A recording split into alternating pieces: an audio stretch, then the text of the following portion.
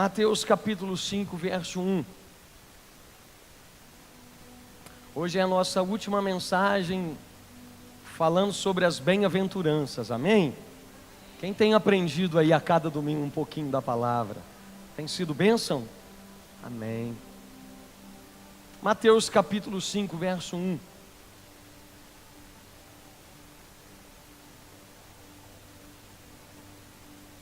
A Bíblia diz assim: quando Jesus viu aquelas multidões, subiu a um monte e sentou-se. Seus discípulos chegaram perto dele e ele começou a ensiná-los. Bem-aventurados ou felizes as pessoas que sabem que são espiritualmente pobres, pois o reino dos céus é delas.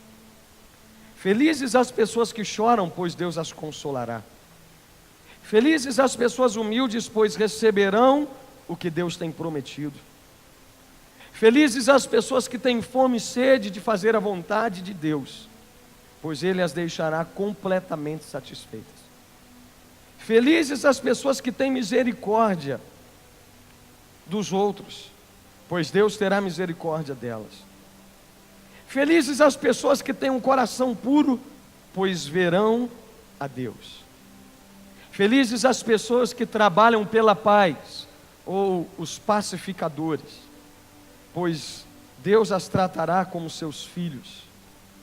Felizes são as pessoas que sofrem perseguições por fazerem a vontade de Deus, pois o reino dos céus é delas. Felizes são quando os insultam, perseguem e dizem todo tipo de calúnia contra vocês por serem meus seguidores. Fiquem alegres e felizes, pois uma grande recompensa está guardada no céu para vocês, porque foi assim mesmo que perseguiram os profetas que vieram antes de vós. Fala para quem está do seu lado assim: uma grande recompensa está guardada para você nos céus. Você pode fechar os seus olhos e orar comigo? Em nome de Jesus. Pai, muito obrigado, ó Deus, pela leitura da Tua palavra. Que o Teu Espírito possa falar conosco nessa noite. Em nome de Jesus, nós abrimos o nosso coração para Ti, ó Deus, e Te pedimos, Pai, enche esse lugar com a Tua presença, traga entendimento ao nosso coração, à nossa mente, e que tudo aquilo que for falado aqui, que cada semente que for lançada, possa encontrar corações abertos para receber essa palavra. Eu Te agradeço por essa igreja linda, por esse povo sedento que aqui está. Que nenhum de nós saímos daqui da mesma forma que entramos. Para a glória e a honra do Teu santo nome. Amém e amém. Amém, queridos. Presta atenção uma coisa.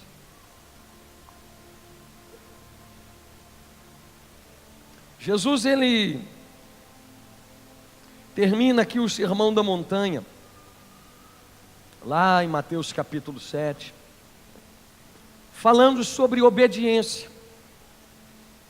Nós pregamos aqui na primeira mensagem, falando sobre o Sermão da Montanha, sobre a casa, sobre a rocha. E Jesus termina dizendo que aquelas pessoas que cumprem, que obedecem o que Ele ensina, o que está escrito, são semelhantes a pessoas prudentes que constroem a sua casa sobre a rocha. A tempestade virá, baterá contra aquela casa, mas ela não cairá. Jesus inicia falando aqui das bem-aventuranças.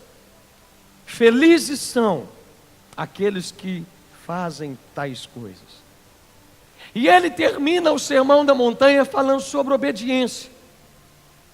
Ou seja, Jesus então, Ele traz vários ensinamentos, desde o capítulo 5 até o finalzinho do capítulo 7. E agora, tendo aprendido cada ensinamento de Jesus, eu e você devemos fazer uma escolha: ou nós iremos obedecer ou não. Eu poderia dizer então que bem-aventurado, feliz é aquele que obedece aquilo que Jesus ensina. Hoje eu quero falar com você das últimas duas bem-aventuranças. Em primeiro lugar, Jesus ele vem e diz que bem-aventurados são os pacificadores. Na minha tradução, a Bíblia diz aqueles que trabalham pela paz. Há mais ou menos 400 versículos que falam diretamente sobre paz na Bíblia.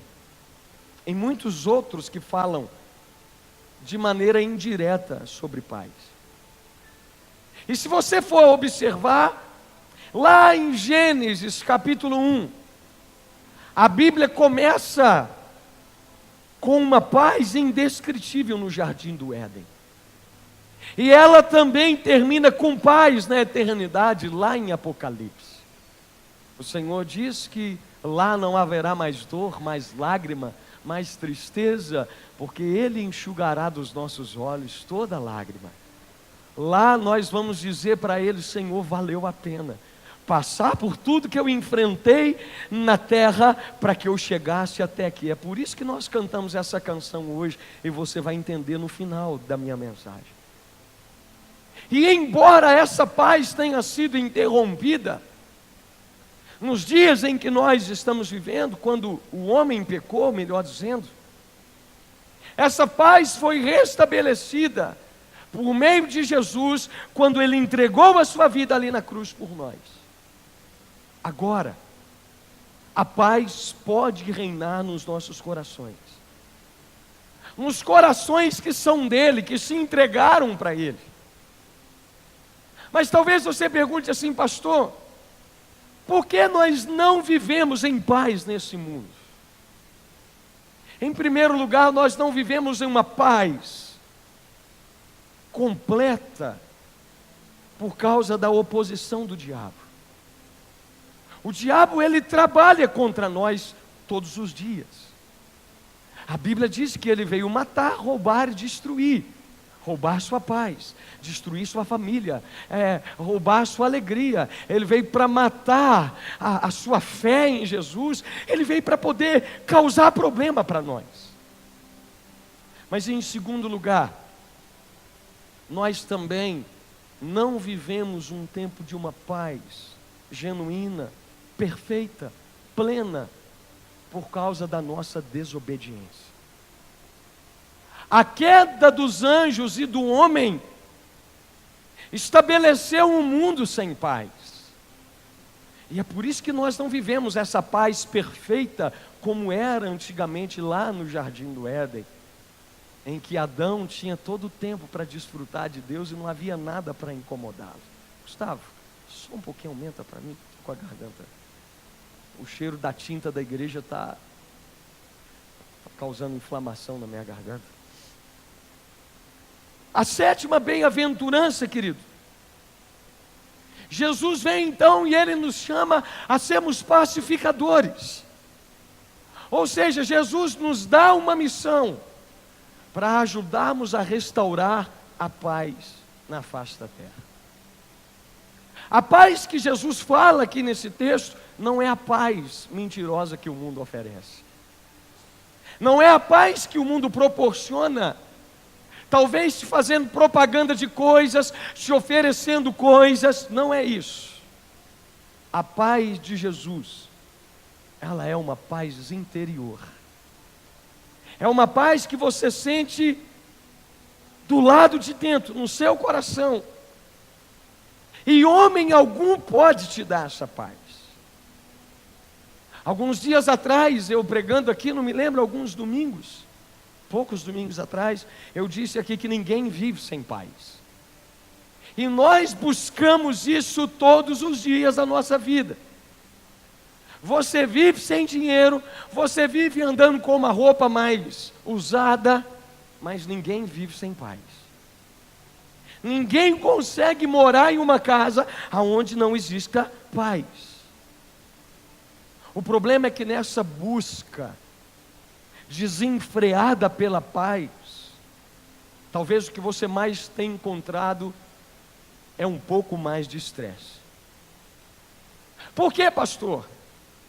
Porque eu também disse nesse dia que paz não é um sentimento que você sente e que depende de tudo estar bem ao seu redor. Paz é uma pessoa. E essa pessoa habita dentro de você, que é o Espírito Santo de Deus. Não é necessário tudo estar bem ao seu redor. Olha o texto que nós temos na hora do dízimo. Paulo, ele estava dentro de uma cadeia e ele diz uma palavra como essa, dizendo que tudo estava bem. Ele sabia se alegrar em qualquer situação. Então entenda, querido, paz é uma pessoa, a pessoa de Jesus Cristo, o príncipe da paz. E por isso é que muitas pessoas não conseguem encontrar paz, porque elas buscam paz em todos os lugares, menos em Deus. Paz não é sentimento, porque sentimento depende de coisas que acontecem. Paz é uma pessoa que habita dentro de mim. Essa pessoa chama-se Espírito Santo.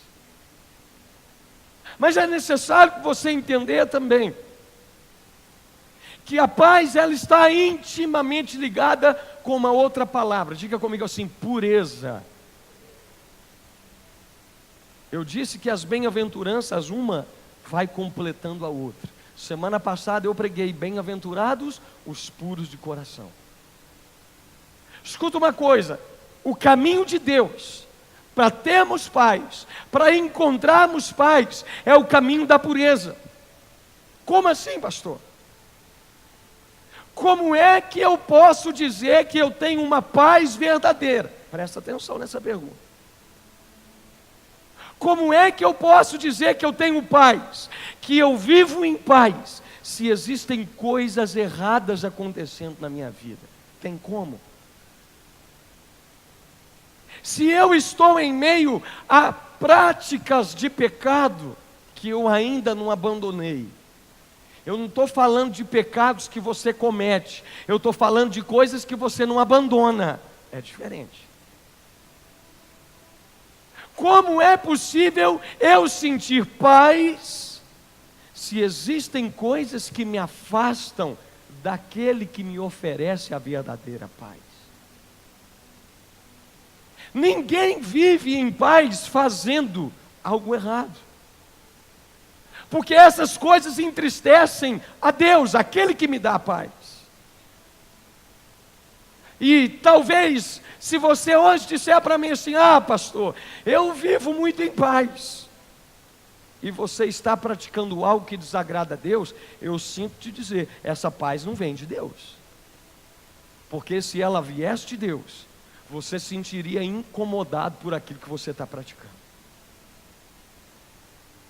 O escritor aos Hebreus, ele também faz uma comparação entre paz e pureza. Ele ordena e diz assim: olha, que nós tenhamos a paz com todos, sem a santificação, porque sem ela ninguém verá ao Senhor. Uma pessoa, querido, que não chora pelos seus pecados, ele nunca vai viver essa paz verdadeira que nós sentimos quando nós recebemos o perdão de Deus. Eu acredito que você já sentiu isso. Quando você faz alguma coisa e você pede perdão por aquilo que você fez, sabe aquela paz gostosa que vem no teu coração, aquela alegria, e você chora e parece que você tirou um peso das suas costas. Já aconteceu isso com você? Já? Agora, me responda se você consegue sentir essa paz continuando praticando determinada coisa. Não tem jeito. O pecado, ele é o grande inimigo da paz. Por quê, pastor? Porque o que a Bíblia diz? Que o pecado, ele causa uma separação, não é isso que a Bíblia diz? O pecado me separa de Deus, ou seja, Deus é a minha fonte de paz. Se o pecado me afasta de Deus, quer dizer que eu estou afastado da paz. Ou seja, não existe paz para quem não confessa os seus pecados, para quem não vive uma vida em santidade diante de Deus. Não existe. Ninguém, querido, tem paz vivendo separado da fonte da paz. Talvez o que está faltando para você é você corrigir isso que tem te separado de Deus. você banir isso da sua vida, você se afastar dessa prática que você sabe. Eu gosto de dizer o seguinte: se você quer beber água, você vai até a fonte de água, num filtro, numa geladeira, alguma coisa, numa torneira. Se você quer comer, você vai no restaurante, você vai para casa na hora do almoço e se alimenta. Ou você compra calçado, sapato no açougue. Alguém aqui compra sapato no açougue? Não, ninguém, gente. Não é possível um negócio desse. Você compra carne na farmácia? Alguém aqui acha carne na farmácia? Não, ninguém. Entenda uma coisa: nós sabemos exatamente aonde encontramos tudo que nós precisamos. Sabemos ou não sabemos? A pergunta que eu te faço é: então por que você pensa que vai achar paz em outro lugar a não ser em Deus? Por que você pensa que você vai encontrar a verdadeira? Eu não estou falando a paz que o mundo dá, porque o mundo diz assim: não, bebe aqui um copinho de cerveja que você vai sentir uma alegria que você não sente há muito tempo. Por que você vai buscar a verdadeira paz num copo de bebida, se a fonte é Deus? Tudo que eu quero, existe um lugar específico que venda tal coisa. Da mesma maneira, se você quer paz, o único lugar onde você vai encontrar uma paz verdadeira chama-se em Jesus Cristo. Por que você vai querer encontrar paz no sexo, nas drogas? Há um lugar determinado para tudo. Assim como a paz, nós só encontraremos em Deus. Então eu não tenho como falar de paz sem falar sobre arrependimento de pecado, porque o que te afasta da fonte de paz são os seus pecados. Isso que a Bíblia diz. Eu não tenho como deixar de falar de confissão, de arrependimento, porque Marcos capítulo 7 diz que é do coração do homem que vêm os maus pensamentos, as prostituições, os roubos, os homicídios. Está escrito lá. Um coração que não é puro, ele não consegue ter paz dentro dele. E é assim que nós provamos ser filhos de Deus. Quando nós temos um coração sensível a ouvir a voz do Espírito Santo. Eu tenho certeza que hoje Deus falou com você. Eu tenho certeza que hoje o Espírito Santo te incomodou de alguma coisa que você precisa abandonar. Eu tenho certeza que hoje o Espírito Santo falou para você assim: desliga, muda de canal, porque esse programa aí não condiz com a sua fé. Olha, essa roupa aí que você vestiu não está certo para você poder ir para o culto com ela. Olha, essa palavra que você... Alguma coisa Deus tentou falar com você nesse dia. E sabe quando nós mostramos que amamos a Deus? Quando damos ouvidos àquilo que Deus fala. Da mesma forma, quando um filho, ele chora quando ele sabe que ofendeu o pai. E o pai se assenta para poder conversar com ele. Se você for ler a Bíblia, você vai ver que Pedro, ele chorou quando negou a Jesus. Eu achei interessante um escrito que eu li sobre isso. E Clemente de Alexandria, ele disse que toda vez que Pedro ouvia o galo cantar, vinha um choro desesperador em Pedro. Porque ele lembrava das palavras de Jesus. E toda vez que o galo cantava, ele lembrava: eu neguei ao Senhor. Olha que coisa profunda isso. O pecado, ele não produz paz, ele te afasta da fonte de paz. O pecado, ele traz conflito entre a sua vida espiritual, no seu relacionamento com Deus. Abra a sua Bíblia em Tiago 3 comigo, rapidinho.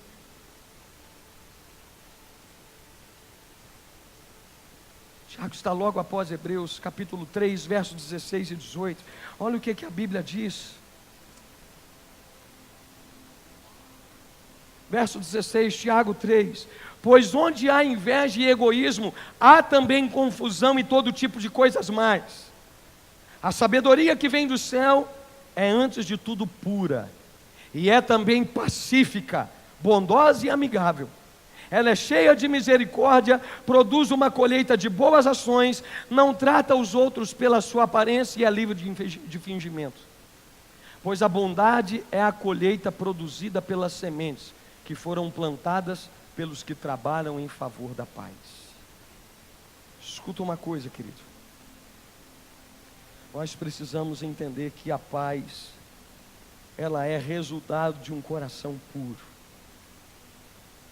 A paz de Deus, ela só vem quando nós andamos com Deus.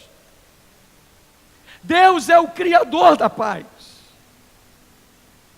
Agora, sabe por que os homens, eles andam tanto sem paz? É porque nós temos andado muito sem Deus. Nós buscamos paz, mas buscamos em lugares que não podem nos dar o que nós queremos. A pergunta que eu te faço nessa noite, eu acredito que todo mundo vai querer. O que é, pastor? Você quer paz? Quem aqui quer paz? Levanta a mão. Todo mundo quer paz. Mas a pergunta que eu te faço é: você está disposto a romper com aquilo que está errado na sua vida, que tem te separado da fonte de paz? Nem todos estão. Salmo 29, verso 11. O salmista fala que Deus dá ao seu povo a bênção da paz. Quer ter paz? A pergunta que eu te faço é: você é povo de Deus? Porque Deus, Ele dá a sua paz como bênção ao seu povo. Aqueles que andam nos seus caminhos, aqueles que professam uma vida, uma fé em Jesus, aqueles que entregaram a sua vida ao Senhor para que Ele possa governar. Eu gosto muito de um texto que está em Colossenses 1,19, a Bíblia diz assim: porque foi do agrado do Pai que toda a plenitude nele habitasse, e que havendo por ele feito a paz pelo sangue da sua cruz, por meio dele reconciliasse consigo mesmo todas as coisas, tanto as que estão na terra como nos céus. A vós também, que noutro tempo erais estranhos e inimigos no entendimento, pelas vossas obras mais, agora contudo vos reconciliou. Escuta uma coisa, a Bíblia está dizendo aqui: se nós queremos paz, nós devemos buscar em quem pode nos dar, Jesus Cristo, porque através do sacrifício dele ali na cruz, nós que andávamos totalmente errados, estranhos, nós que éramos inimigos da cruz, hoje temos livre acesso ao Pai por meio do sacrifício dele. Por isso podemos ter paz. O Deus de paz envia Jesus para restabelecer, reconciliar o nosso relacionamento com Ele. Agora Jesus, Ele volta ao Pai e envia o Espírito para morar dentro de nós, para trazer também o fruto da paz. Porque Gálatas capítulo 5 diz que um dos frutos do Espírito é paz. Diga comigo, paz.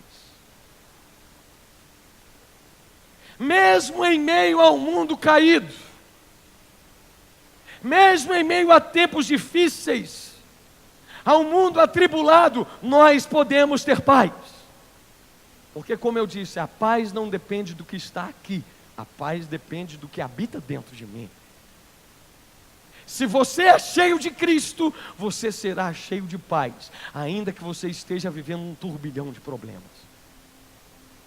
Você pode estar enfrentando uma doença, um problema financeiro, um problema no casamento, um problema com o vizinho, um problema com um parente. Eu não sei o que você possa estar enfrentando, mas você pode enfrentar debaixo de paz, porque paz habita dentro de você, não depende daquilo que você vive.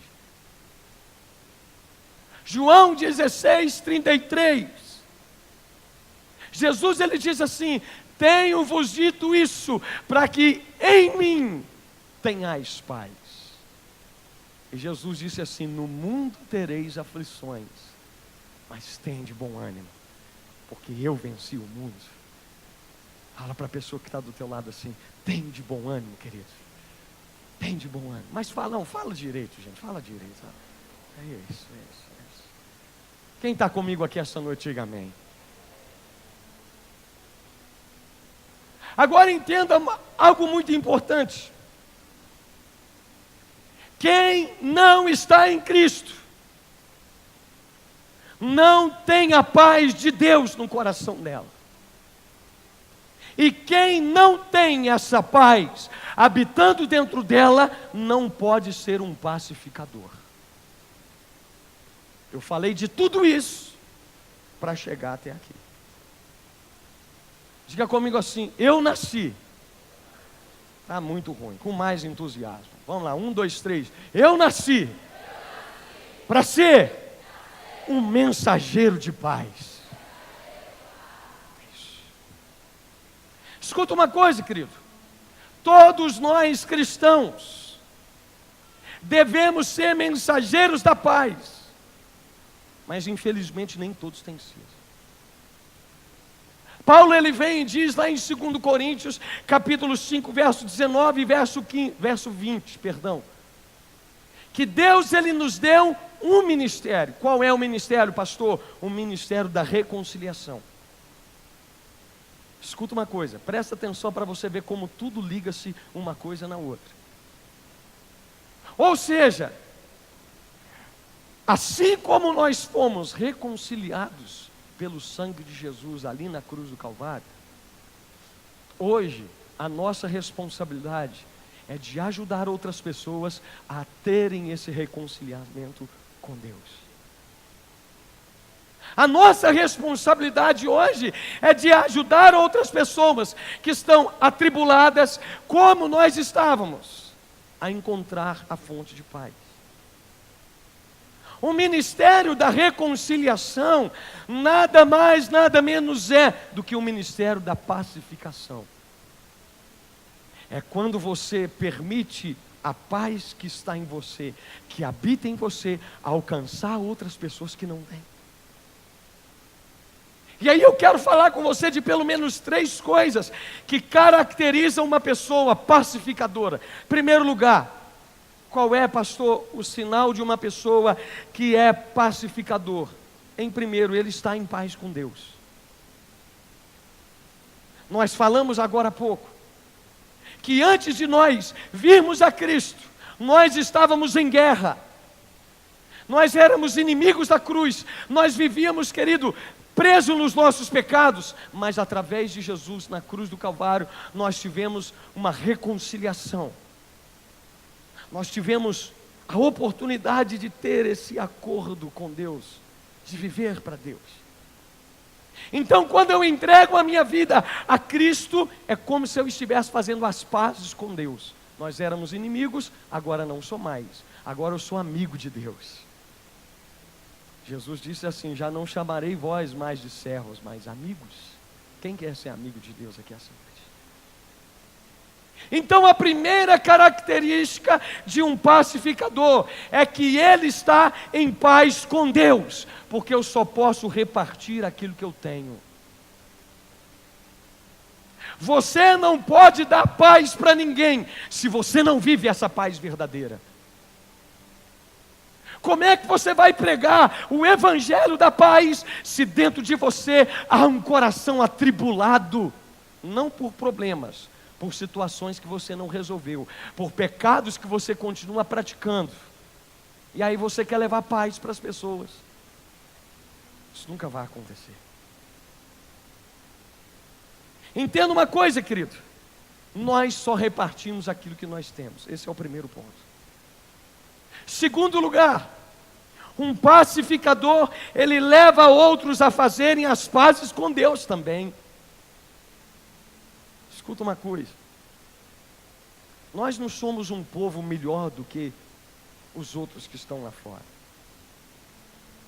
Aquele que foi lavado pela palavra de Deus, a responsabilidade dele agora pregar esse evangelho da paz a outras pessoas, para que assim como a palavra, a Bíblia diz que pela palavra nós somos lavados, assim como essa palavra nos lavou, nos purificou, outras pessoas também sejam lavadas, purificadas, restauradas, reconciliadas com Deus por meio de Cristo e da sua palavra. O pacificador, ele é um mendigo, se eu posso dizer assim, que encontrou comida e agora ele quer levar outros também para ter a sua fome saciada. Ele quer levar alimento para essas pessoas. Porque esse é o propósito da igreja, pregar a paz por meio de Jesus. Foi o que Pedro fez lá na casa de Cornélio, em Atos capítulo 10. Toda a casa de Cornélio se converteu. Que coisa maravilhosa. Nós precisamos entender que quem prega sobre Cristo promove a paz, desde que o seu coração esteja carregado da presença dele. E em terceiro lugar, um pacificador, ele ajuda outros a ter paz com os outros. Como assim, pastor? No momento em que você entrega a sua vida para Jesus, você passa a viver uma vida nos caminhos dele, você passa a ser um pacificador no mundo em que você vive. Essa pessoa é aquela que quando ela vê um problema, ao invés de ela ajudar a piorar, ela ajuda a pacificar.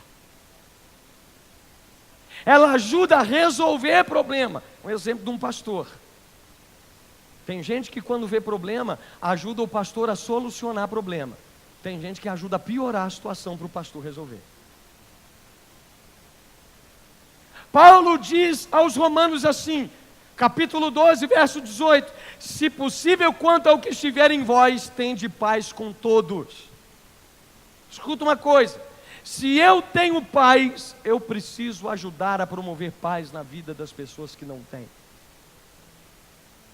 Você já conseguiu alguma vez na sua vida levar paz para pessoas à sua volta que estavam com problemas, vivendo atritos? Alguém aqui já? É bom demais, não é, gente? Seja sincero. Isso é promover a paz. Isso é ser um pacificador. Ou seja, aonde eu estou, aonde eu chego, a paz chega comigo. Se amanhã você chegar dentro do seu local de trabalho e encontrar um ambiente de briga, você como cristão, você tem a obrigação de trazer paz para o ambiente aonde você entrou. Nós fomos criados, queridos, para sermos pacificadores, ou seja, aquele que não promove a paz, ou ele causa discórdias, tem alguma coisa errada. Até dentro da igreja nós vemos pessoas assim. Existem os que ajudam a arrumar os problemas, a resolver, e tem aqueles também que ajudam a piorar. Conhece gente assim? Acho que aqui não tem ninguém, graças a Deus. Quer um exemplo? Simples. Quando alguém chega para você colocando defeito em alguém, na sua igreja, no seu irmão, no seu pastor, o pacificador, ele chega e diz assim: olha, meu irmão, não é bem assim. Vamos orar por essa situação. Não vai adiantar você ficar com o seu coração dessa maneira. Olha, deixa eu te dizer uma coisa, você já parou para pensar no ponto de vista dessa outra pessoa? E se fosse você no lugar dela, o que você faria?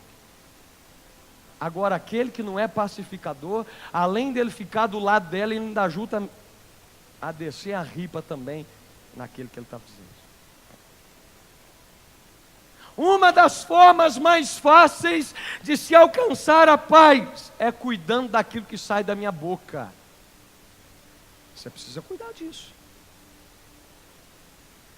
Observe para você ver. Quem muito critica, quem muito enxerga defeito, ele quase sempre tenta compartilhar as insatisfações deles com outras pessoas para poder encontrar gente para apoiar ele naquilo que ele quer, naquilo que ele acredita. É assim ou não é? Estou falando mentira? Eu acho que não. Uma coisa é uma pessoa criticar algo que tem fundamentos. Concordo com você. Outra coisa é alguém fazer uma crítica somente por causa do ponto de vista dela. Nós temos que trabalhar contra, querido, aquilo que é errado, aquilo que é pecado. Agora, criticar alguma coisa só porque aquilo não foi feito do meu jeito, aí você está destruindo a paz. E aí eu te dou um conselho: cuidado com os destruidores da paz. Porque aquelas pessoas que estão vivendo sem paz, elas abrem a boca delas, cheia de palavras com críticas, sabe para quê? Para roubar a paz também que está dentro do teu coração, para contaminar o teu coração. Toma cuidado com um colega de trabalho, com pessoas ao seu redor, vizinhos, com pessoas até dentro da igreja.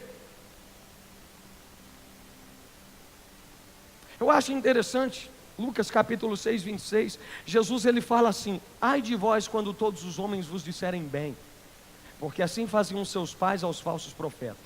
Parece estranho, mas Jesus ele está dizendo assim para nós: ai de vós quando todos forem ao seu favor, quando todos te elogiarem e não houver nenhuma crítica ao seu respeito. Interessante isso, né?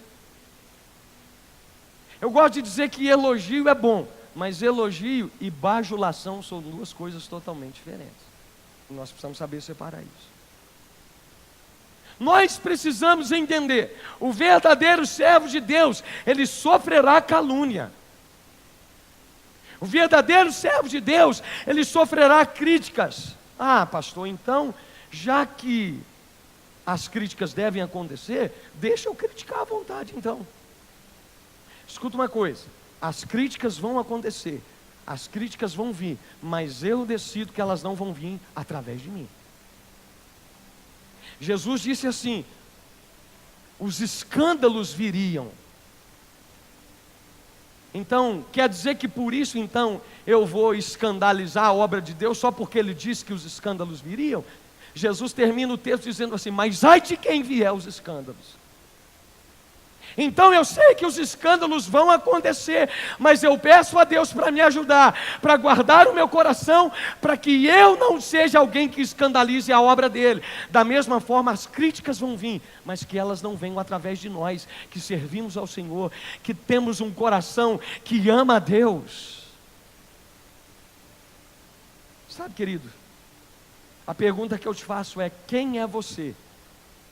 Alguém que tem distribuído paz ou alguém que tem roubado a paz aonde você chega? O pacificador, ele produz paz. Ele entra em um ambiente aonde tem brigas e a briga tende a acabar, tende a esfriar aquele ambiente quente, hostil. Eu já me assentei com pessoas, com casais, com famílias que estavam brigando num pé de guerra, e quando nós chegamos ali, a briga parou, pelo menos por respeito.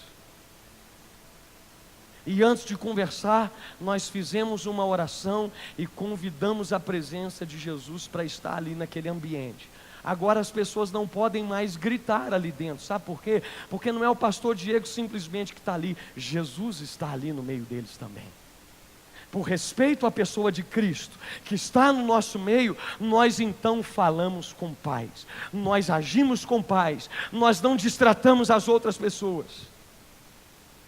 Entenda, querido, quando nós desfrutamos da paz de Deus, nós temos a obrigação de transmitir, de nos tornar agentes de paz.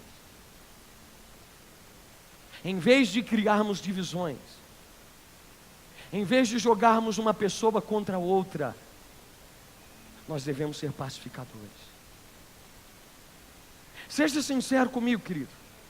Conviver como igreja não é fácil, é verdade ou não é? Alguém acha fácil? Eu não acho. Todo mundo aqui tem defeito. Eu sou o principal defeituoso. dessa igreja. Mas nós precisamos aprender a conviver, porque você acha que se você mudar de igreja e passar para outra, lá vai ser perfeito? Então nós precisamos a conviver, a trabalhar pela preservação da unidade, da paz dentro da igreja. Porque o que vai adiantar você criticar o seu irmão? O que vai adiantar você criticar o seu pastor, se você não fala para ele aquilo que está insatisfeito no teu coração? Isso não vai resolver, queridos. Aprenda a fazer críticas. Sabia que tem a maneira certa de fazer uma crítica? Eu vou te ensinar. Tem algumas formas de você fazer a crítica. Em primeiro lugar, veja a maneira como é que você faz. Chega com amor, chega com educação, chega com palavras mansas, brandas. Segundo lugar, quando você for pensar em fazer uma crítica para alguém, faça para a pessoa. Mas quando você se assentar para fazer aquela crítica, antes pense também, se coloque no lugar dela. E se fosse você, você não seria e não teria o mesmo comportamento que ela?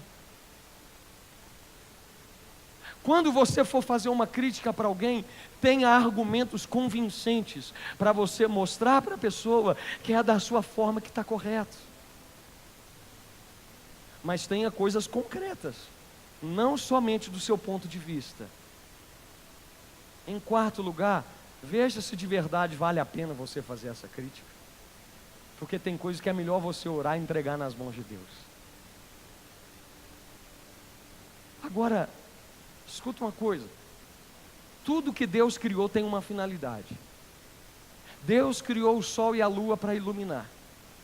Deus criou as plantas, as árvores, para poder encher a terra, para poder trazer fartura.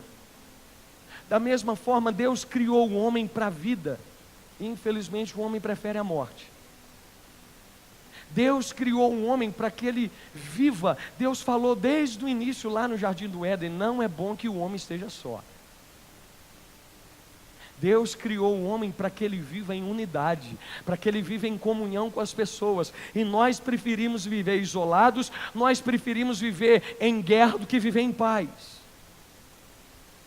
Sabe o que Paulo fala lá em Coríntios? Que não haja divisão entre vós. Por quê?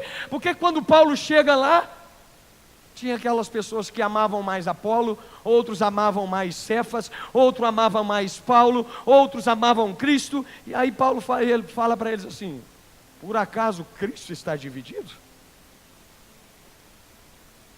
Vocês já perceberam o tanto que nós gastamos tempo em discutir por coisas banais?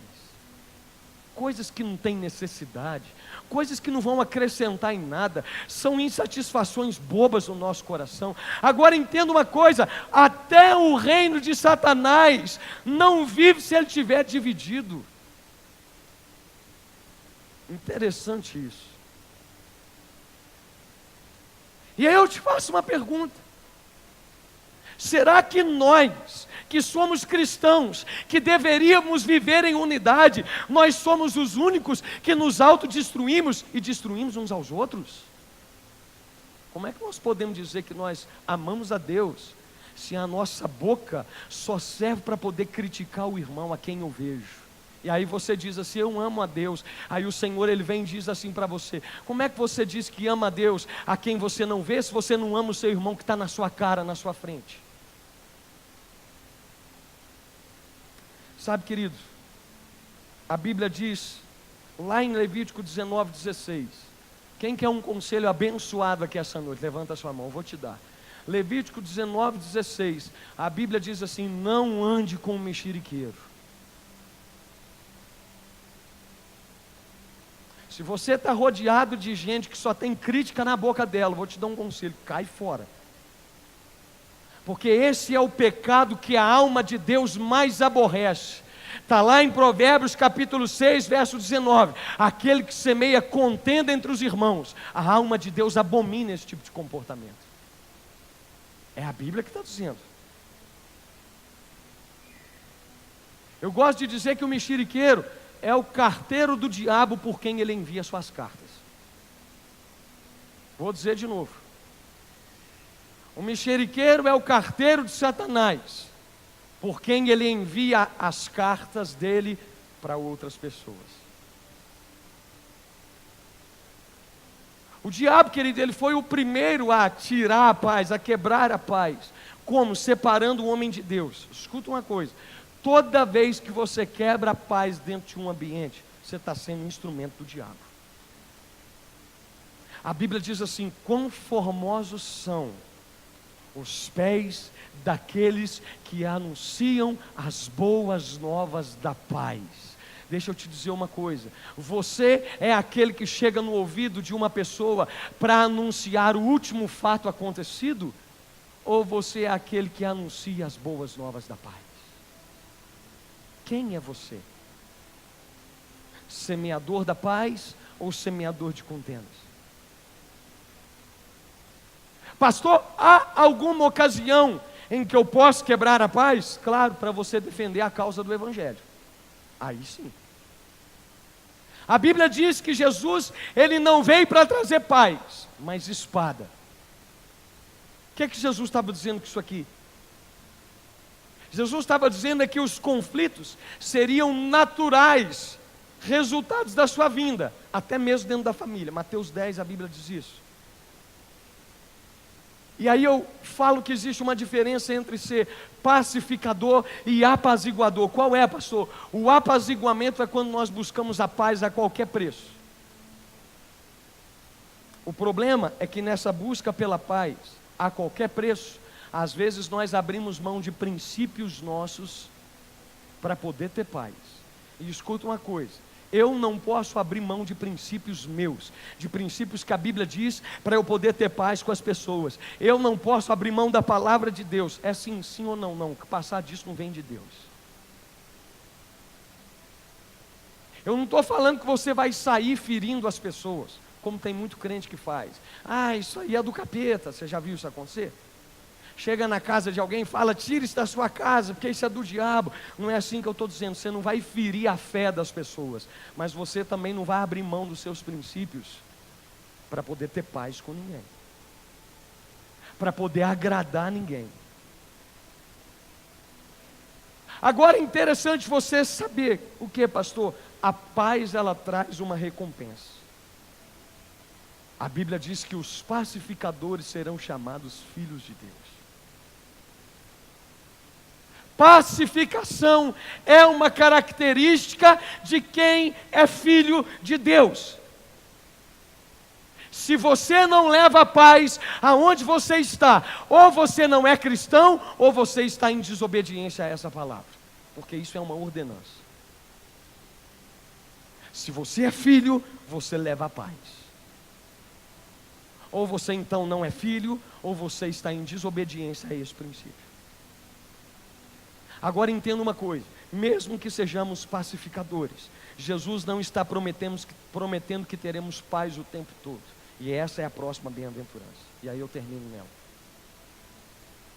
Jesus está dizendo: felizes são aqueles que são perseguidos. Escuta uma coisa: mesmo como filhos de Deus, nós seremos perseguidos. Ainda que você seja propagador da paz, você vai sofrer perseguições. Jesus deixou bem claro. Por quê, pastor? Por desejar a justiça, por seguir nos caminhos do Senhor, por pregar sobre Jesus. Eu acredito que você já foi perseguido dentro do trabalho, dentro de casa, na escola, na rua, pelos amigos, pelos familiares. Entenda que o mundo não consegue associar felicidade, sendo humilde, sendo manso, paciente, puro, muito menos associar a felicidade com perseguição.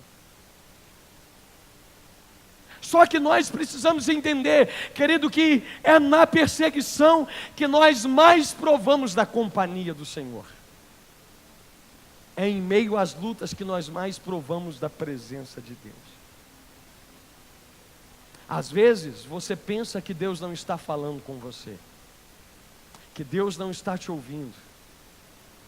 Mas escuta uma coisa, eu vou te dizer algo muito importante. Sabe por que às vezes Deus não fala com você? Porque é nos momentos em que Deus se cala, é que Ele vê aonde você vai buscar ajuda.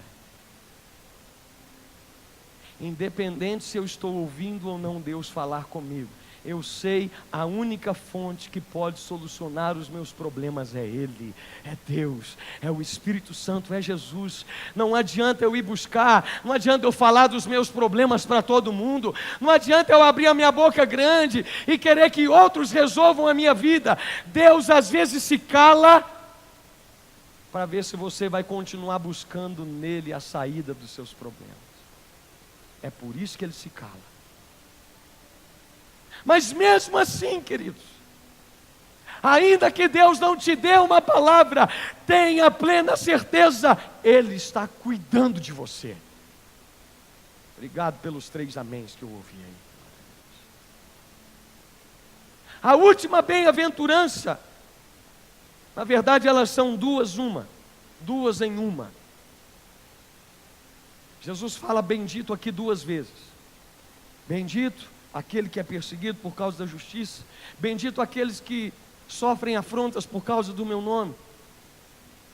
Eu acredito que Deus deixou aqui 2 vezes essa palavra para poder simbolizar uma bênção dupla na vida daqueles que são perseguidos. É como se Jesus dissesse assim: bem-aventurados 2 vezes aqueles que são perseguidos por meu nome, por causa da justiça. Agora há coisas importantes para nós aprendermos aqui. Em primeiro lugar, entenda sobre a perseguição. Pessoas perseguidas são aqueles que são cidadãos do reino de Deus. Ou você acha que o diabo vai perseguir alguém que é dele? Se você tem passado por perseguições, alegre-se, porque você está no caminho certo. Você está no caminho de Deus, você está andando dentro dos princípios que o Senhor estabeleceu para você. 2 Timóteo capítulo 3, verso 12. Todos os que querem viver piedosamente em Cristo serão perseguidos. Se você, meu querido, quer viver com Cristo, quer andar com Deus, você pode ter certeza que mais cedo ou mais tarde você vai passar por uma perseguição.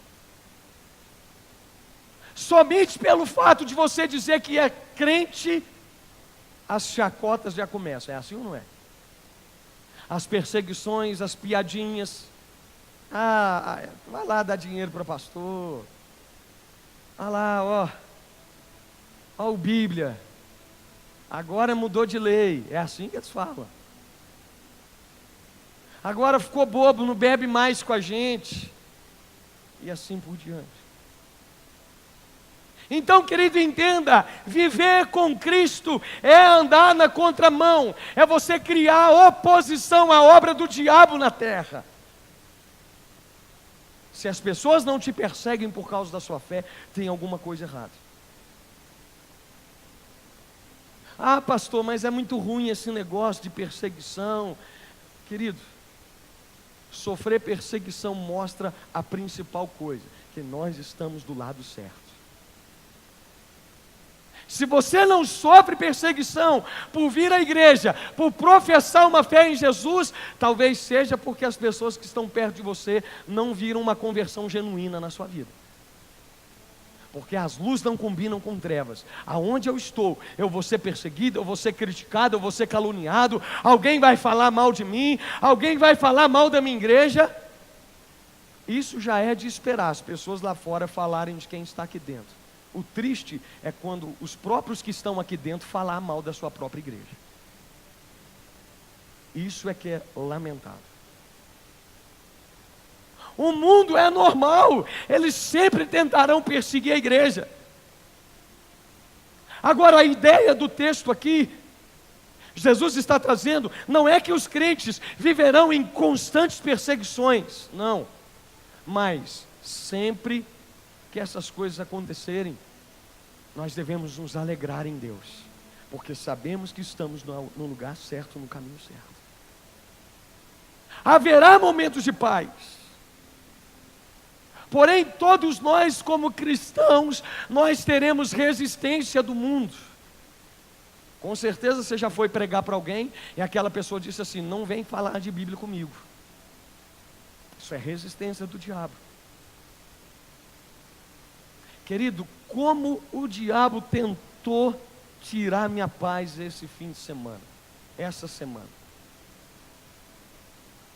E ele usou uma pessoa, e essa pessoa foi mal educada comigo, mas me tratou com uma grosseria imensa. Isso logo pela manhã, conversando com uma pessoa. Quando foi à tarde, Deus me deu o privilégio de novo de me encontrar com aquela pessoa e conversar com ela. E eu preguei sobre Jesus para ela. Sabe por que o diabo queria causar aquela contenda de manhã? É porque ele sabia que à tarde eu teria condições de pregar a palavra para aquela pessoa. Ele queria impedir aquilo. Nós precisamos estar atentos, porque o mundo ele se levanta contra nós. As pessoas vão se levantar contra você, mas sabe por quê? É porque o diabo não quer que você pregue a palavra de Deus para ela. O diabo não quer que você seja um mensageiro de paz. E aí, sabe o que você faz? Você vai e revida na mesma altura. Aquela pessoa, ela olha para você e fala: eu nunca vou na igreja daquela pessoa. É isso que o diabo quer. Porque se eu tivesse revidado a altura dessa pessoa, ele iria olhar e falar assim: isso aí é quer ser pastor? Eu não coloco o meu pé dentro da igreja. Escuta uma coisa, querido. O mundo sempre terá resistência com a obra de Deus. Um dia um aluno dentro de uma sala de aula perguntou assim para o professor dele, que também era pastor. E disse assim: pastor, se a igreja for mais perseguida, ela será mais fiel? O pastor olhou para ele e disse assim: não, se a igreja for mais fiel, é que ela será mais perseguida. Quanto mais fiel você for, mais perseguido você será, e mais bem-aventurado você será. Deixa falarem de você, deixa te perseguirem, querido. A cruz, ela sempre vem antes da coroa, sempre. O deserto, ele sempre precede a terra prometida. Misericórdia. A Bíblia diz que importa entrar no reino por meio de muitas tribulações. Então, quando eu falo de perseguição, em segundo lugar, a nossa responsabilidade não é de procurar perseguição, mas é você estar disposto a enfrentar tudo que perturba a sua fidelidade a Jesus. Eu vou te ensinar uma maneira de você evitar perseguição. Quem quer aqui saber? Como é que você evita perseguição? É só você andar conforme aquilo que o mundo determina para você. Se você quiser viver tranquilo, em paz com todo mundo, é só você fazer as mesmas coisas que eles fazem. Senta na rodinha de amigo com um copo de cachaça para ver se eles não vão bater palma para você. E dizer assim: nossa, o Denis é o cara. Mas, gente, vocês já viram um cara igual o Ronei? Não tem. Com um cabelo assim espetado. Não, você não acha um camarada tão gente boa? Ele chega aqui, ele paga a conta para todo mundo. Ronei não deixa ninguém pagar, só ele que paga. Que cara gente boa. É assim ou não é? Você evita perseguição fazendo a mesma coisa que o mundo faz, deixando de pregar a Bíblia, envergonhando Jesus. Porém, a mesma Bíblia diz que aquele que se envergonhar do Senhor aqui, naquele dia o Senhor se envergonhará dele. Eu não estou falando que você tem que sair procurando perseguição, ficar alfinetando as pessoas, não. Mas perseguição faz parte da vida de todo cristão. Jesus pregou esse sermão aqui no início do seu ministério, e logo as perseguições começaram. Jesus, bastou ele curar um doente no dia de sábado, todo mundo fala, que absurdo. Você não pode fazer isso, porque sábado é o dia santo. Jesus expulsava um demônio, eles olhavam para ele e diziam assim, ele é o príncipe dos demônios, o Beelzebu, ele expulsa demônios pelo poder dos demônios. Tudo que Jesus fazia, ele encontrava alguém para criticar. Você acha que com a gente vai ser diferente? Mas a minha esperança é de que sejamos criticados pelos que estão lá fora. A minha oração é para que paremos de ser criticados por aqueles que estão na nossa mesma família da fé. Olha as perseguições que Paulo sofreu. Lá em 2 Coríntios capítulo 11, verso 23 e 27, lê na sua casa. Paulo passou frio, chuva, açoites. Paulo teve problema de naufrágio com o navio. Paulo teve problema com os próprios irmãos, está escrito lá.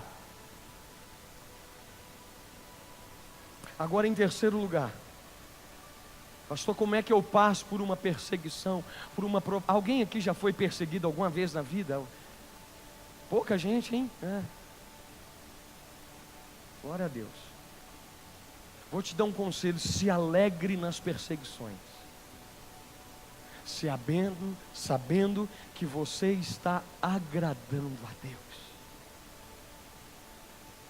Escuta uma coisa, querido, o cristão, ele é perseguido por quem ele é. O mundo te odeia porque eles odiaram a Cristo. Olha o que é que a Bíblia diz: se o mundo vos odeia, sabei primeiro do que a vós outros me odiou a mim. Se vós fosseis do mundo, o mundo amaria o que era seu. Como todavia não sois do mundo, pelo contrário, dele vos escolhi, por isso o mundo vos odeia. João 15, verso 18 e 19. Na verdade, não é a nós que o mundo odeia, é a fé que nós carregamos dentro do coração, que não combina com aquilo que eles acreditam. É por isso que eles ficam irados. O mundo lá fora anda longe de Cristo, e o mundo continua tentando matar Cristo todos os dias. Como? Matando Ele dentro do seu coração. É isso que as pessoas lá fora querem. Escuta uma coisa: quando alguém te persegue dentro do trabalho, sabe qual é a finalidade dessa perseguição? Fazer você abandonar a sua fé. Quando alguém te critica e fala assim, olha lá, começou a ir na igreja de crente, você fazia tudo de errado, agora vai dar uma de bonzinho? Não é assim que as pessoas falam? Olha lá, o beberrão, agora está andando com Bíblia debaixo do braço. Sabe qual que é a intenção dessa perseguição? Fazer você voltar para lá. Essa é a perseguição. Satanás quer matar a presença de Cristo dentro de você. Agora, sabe por que o diabo tenta tirar as pessoas dentro da igreja? Justamente por isso. Porque quando ele consegue tirar alguém de dentro da igreja, o próximo passo é ele matar a presença de Jesus no coração dela. Uma pessoa que se afasta da igreja, ela não tem a mesma postura espiritual mais do que ela tinha quando ela estava dentro do corpo. Por isso eu quero te dar um conselho nessa noite. Enfrente o que você tiver que enfrentar. Passe pelo problema que você tiver que passar. Tenha os dissabores que você tiver que ter dentro da sua igreja. Mas vou te dar um conselho, vou te fazer um pedido em nome de Jesus. Não saia da casa do pão. Aqui é a Belém de Deus para você. É aqui que você recebe pão, é aqui que você recebe alimento. Tem problema, tem pastor chato, tem um pastor que grita na sua cabeça, que pega no pé, mas tem um pastor que te ama. Tem ovelhas, tem pessoas, irmãos, que vão estar do teu lado quando você precisar. Não saia da casa do pão. As perseguições que vêm para te tirar daqui, escuta isso, são para matar aquilo que habita dentro de você. O diabo quer tirar você da igreja. O diabo quer te afastar do corpo de Cristo. Sabe para quê? Para você deixar de amar Jesus Cristo, para fazer o seu amor por Cristo se esfriar. Então, meu irmão, não desanime. Deus tem cuidado de você. Você é a menina dos olhos de Deus, diz a palavra. Escuta uma coisa, isso aqui é interessante demais. A expressão menina dos olhos de Deus, no hebraico, Deus está falando ali sobre a córnea do olho. Escuta aqui uma coisa. A córnea é a parte do seu olho que fica mais exposta e que é a mais importante a ser protegida. Escuta isso. Quando Deus fala que você é a menina dos olhos dele, Ele está dizendo para você assim: você é a coisa que eu mais me importo em proteger. Acho que merecia até um aplauso para Deus, né? Você é a menina dos olhos de Deus. Deus olha para você e diz assim: você pode ser a parte mais frágil, mas é a parte que eu mais cuido, é a parte que eu mais zelo. Você é quem eu amo, você é quem tenho todo o carinho. Você está cravado na palma das minhas mãos, e toda vez que eu estendo minhas mãos para abençoar, o teu nome está escrito aqui. E eu olho e diz: eu tenho que abençoar o Marco Aurélio, eu tenho que abençoar a Claricena, eu tenho que abençoar a Ana Paula, porque ela está cravada na palma das minhas mãos. Você é a menina dos olhos de Deus. Não desanime por causa das lutas. Deixe o mundo te perseguir. Deus está dizendo para você assim: você é a córnea dos meus olhos. Uau!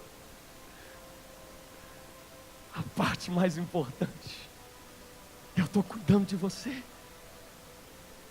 Então, querido, por favor, não deixe a presença de Deus por pequenas coisas. Você já observou como as pessoas abandonam a igreja por causa de pequenininhos detalhes? Ah, meu irmão, vamos crescer na fé. Isso não é perseguição, isso não é problema. Aprenda a conviver com o defeito da sua igreja, aprenda a conviver com as coisas. Porque aqui todo mundo é cheio de imperfeição. Para de ver defeito naquilo que é só o seu ponto de vista. Tem coisa que só você que enxergou, mais ninguém viu. Agora eu vou te dizer uma coisa, eu quero caminhar para o final.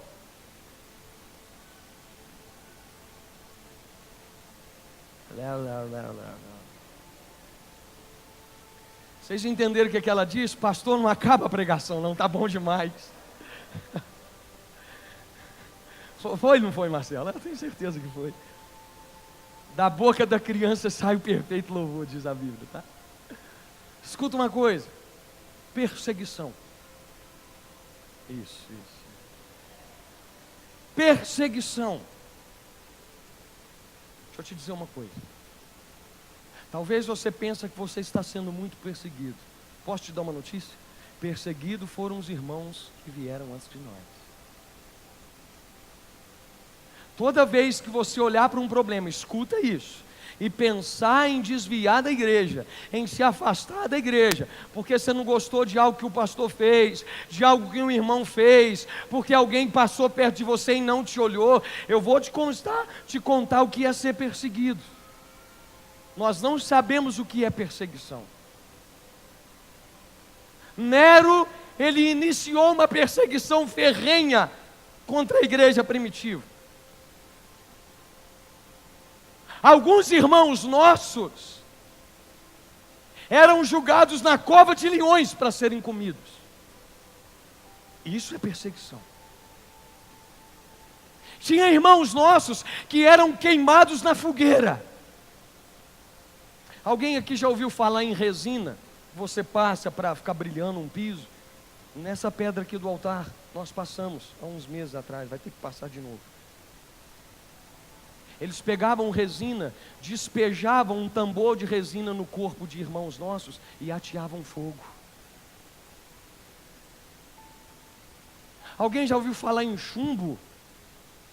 Você derrete no chumbo para fundir peças. Eles fundiam o chumbo e quando estava aquele caldo até vermelho pegando fogo, eles despejavam nas partes íntimas de irmãos nossos, para eles negarem a fé. E você sai da igreja porque alguém brigou com você. Você quer sair da igreja porque não gostou de alguma coisa que aconteceu. Que cristão que nós somos!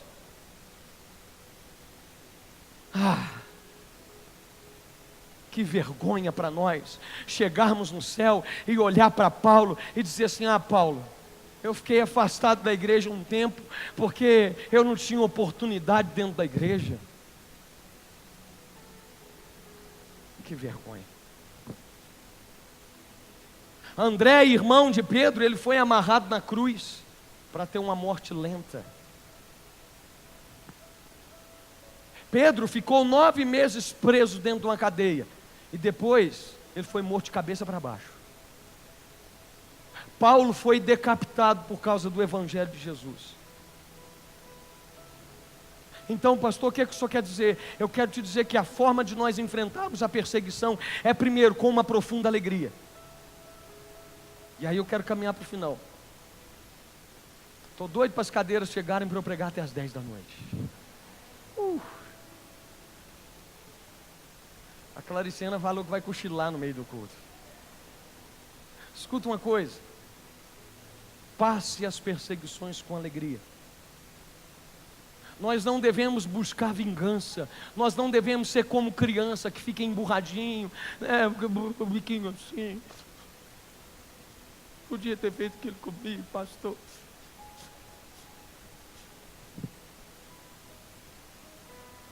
Pare de andar cheio de autopiedade. Eu sou o coitadinho. Ninguém me quer, ninguém me valoriza. Ninguém olha para mim, ninguém me dá valor. Ninguém, querido. As palavras que Jesus diz aqui: bem-aventurados aqueles que passam por perseguições, exultai de alegria, porque os que vieram antes de vós também passaram por isso. Vocês estão sendo como eles, é isso que Deus está dizendo. Sabe, querido, segundo lugar, passe as provações com paciência e esperança. Os profetas, eles jamais perderam a esperança ou a paciência em meio à luta. Eles jamais buscaram vingança, jamais feriram aqueles que lhe feriam, jamais. Eles triunfaram pela paciência. Agora, pastor, por que os perseguidos são felizes? Primeiro, porque eles têm a oportunidade para demonstrar lealdade a Cristo. Eu já falei muito aqui de um homem chamado Policarpo. Policarpo era o bispo de Esmirna. E Policarpo estava sendo ameaçado de morte para negar a sua fé em Jesus. E eles chegaram para ele e disseram assim: se você não negar a Cristo, nós vamos deixar que você viva. Policarpo olhou para eles e disse assim: 86 anos faz que eu sirvo a Cristo e Ele só me tem feito bem. Vocês acham que agora no final da minha vida eu vou negar o meu Senhor e Salvador? Podem me matar. Segundo lugar, por que eu tenho que passar por alegria? Com alegria, por que eu sou feliz? Porque nós contribuímos para o bem daqueles que vêm após nós. Hoje nós só desfrutamos dessa paz porque nós tivemos irmãos que doaram a vida deles para que o Evangelho chegasse até nós. Hoje nós só desfrutamos disso, dessa liberdade e paz, porque homens e mulheres sofreram, pagaram um preço, que é um exemplo, a abolição da escravatura. É só por isso. O preconceito contra o racismo, tantas outras coisas. Nós só hoje vivemos essa paz porque pessoas brigaram lá atrás para defender esses direitos. Quando você defende a causa do Evangelho, as próximas gerações que virão depois de nós, elas também irão colher dos frutos da nossa fidelidade. Seus filhos vão ser mais abençoados do que você. Seus netos vão ser pastores que vão pregar para multidões e cidades inteiras vão se converter. Nós precisamos crer nisso. E aí eu te digo, Romanos 8,18: os sofrimentos do tempo presente não são para comparar com as glórias que estão por vir, que serão reveladas a nós. Sabe, querido, a certeza da recompensa final, ela não é nessa vida. As pessoas ímpias, elas detestam falar de eternidade. Mas o cristão sabe que a recompensa dele não vem aqui, vem lá. Ele vai encontrar lá. Paulo disse na antessala do seu martírio, ele disse assim, lá em 2 Timóteo 4, eu sei que o tempo da minha partida é chegada, agora a coroa de justiça me está preparada. Eu vou contar para você e eu vou encerrar mesmo, só uma história de um homem chamado Crisóstomo. São 9:05, 2 minutinhos. Crisóstomo, ele foi um grande cristão, e ele foi preso e chamado diante do imperador. O imperador chegou para ele, um homem chamado Arcádios, e por pregar a palavra começou a ameaçar. Ele disse para ele, olha, se você não parar de pregar, eu vou banir você do meio do povo. Aquele homem disse assim, majestade, você não pode me banir do mundo, porque o mundo é a casa do meu pai. Aí ele, não satisfeito com aquela resposta, disse assim para ele, tudo bem, então eu vou ter que matá-lo. Ele disse assim, majestade, você não pode me matá-lo, porque a minha vida está guardada em Cristo. Não satisfeito com a resposta dele, ele falou assim, olha, então eu vou confiscar os seus bens. Ele falou, majestade, isso não é possível, porque os meus tesouros não estão aqui na terra, estão guardados na glória para mim. Não satisfeito ainda com aquilo, ele olhou e disse assim, então eu afastarei você dos homens, e você não terá amigos. Ele disse assim, majestade, isso também não é possível. Você não pode fazer isso, porque eu tenho um amigo nos céus, que disse para mim um dia que eu entreguei minha vida para ele, de modo algum eu te abandonarei, jamais desistirei de você, aonde você colocar a planta dos seus pés, ali eu te abençoarei, eu estarei contigo até a consumação dos séculos, aleluia!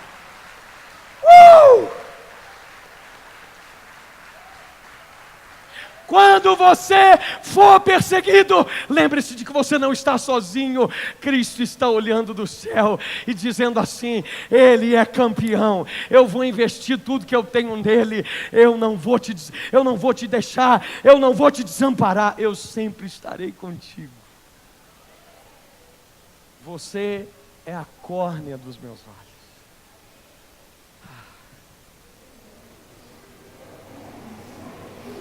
Para fechar, fica de pé no seu lugar.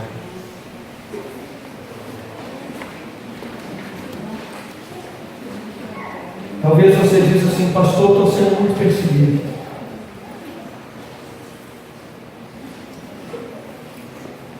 Você não imagina o que Cristo passou por você.